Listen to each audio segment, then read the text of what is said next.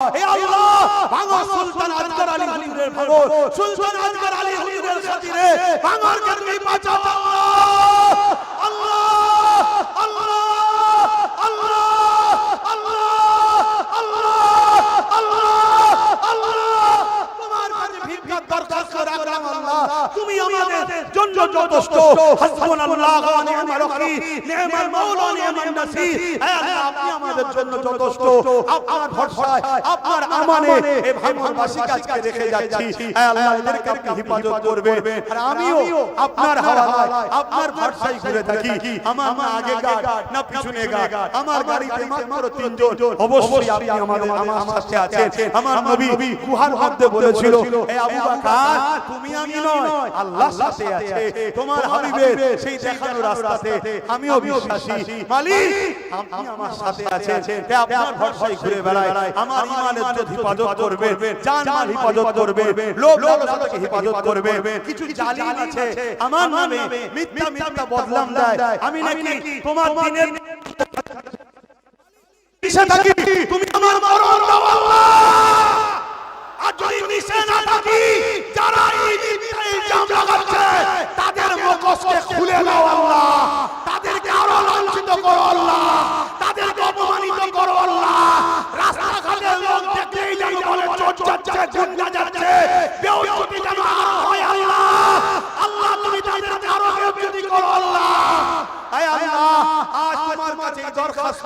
এই ভিক্ষা রেখে গেলাম এই ঘটকপুরের জমিনে আজকে লক্ষ লক্ষ মানুষের এই আশার বিনিময়ে এদের জীবনের গুনাহ তুমি maaf করে দিও এদেরকে কামিয়াবি দিও এদেরকে তুমি জীবনে অনেক হায়াত দিও এদেরকে অনেকে খুন করে মেরে দেওয়ার পর্যন্ত প্ল্যান করছে কিন্তু হায়াতের মালিক তো আপনি আপনি এদের লম্বা হায়াত দিন আল্লাহ এই যুবকগুলোর জীবনে অনেক ভুল আছে আল্লাহ এদের জীবনে অনেক অন্যায় আছে আল্লাহ এদের জীবনে অনেক পাপ আছে জানি আল্লাহ কিন্তু এরা আপনার নবীর দুশমন নয় আল্লাহ এরা আপনার নবীর দুশমন নয় আল্লাহ যদি নবীর দুশমন হতো তাহলে মিলাদুন নবীতে আসতো না সরকার কি আহমদ জিন্দাবাদ বলতো না দাদা কি আহমদ জিন্দাবাদ বলতো না হাবিবুল্লাহ কি আহমদ জিন্দাবাদ বলতো না লব্বাইক ইয়া রাসূলুল্লাহ বলতো না আপনার নামে ডাকে সাড়া দিত না হে আল্লাহ এরা ওই জালিমদের মতো এরাও পিছনে বসে মাহফিলকে বন্ধ করে দেবার প্ল্যান করতো এরা তা করে না মালিক এরা কাজ কাম ছেড়ে দিয়ে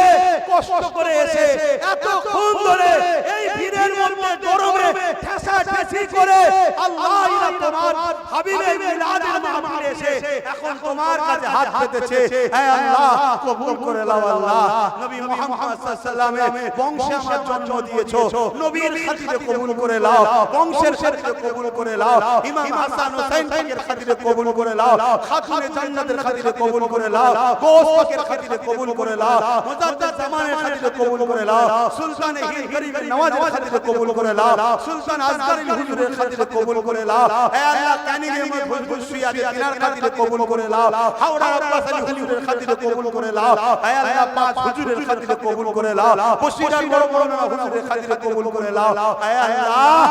আপনি রহমান আপনি রহিম আপনার নামের খাতিরে কবুল করুন আমিন আমিন আমিন আল্লাহ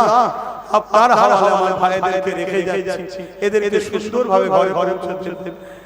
শয়তানরা অনেক চক্রান্ত করবে হে আল্লাহ সেই চক্রান্তে ফাঁদ থেকে এদের বাঁচিয়ে ফিরে পৌঁছাবে আর আল্লাহর কাছে শেষ আশা আমি যতদিন বাঁচবো আল্লাহ তুমি আমাকে হকের পক্ষে তোমার নবীর দ্বীনের প্রচার বেশি বেশি করে করার তৌফিক দাও হে আল্লাহ আমাকে এই দিক দিয়ে কামিয়াবি করো আমার ছোট ভাই নওশাদকে ওই দিক দিয়ে কামিয়াবি করো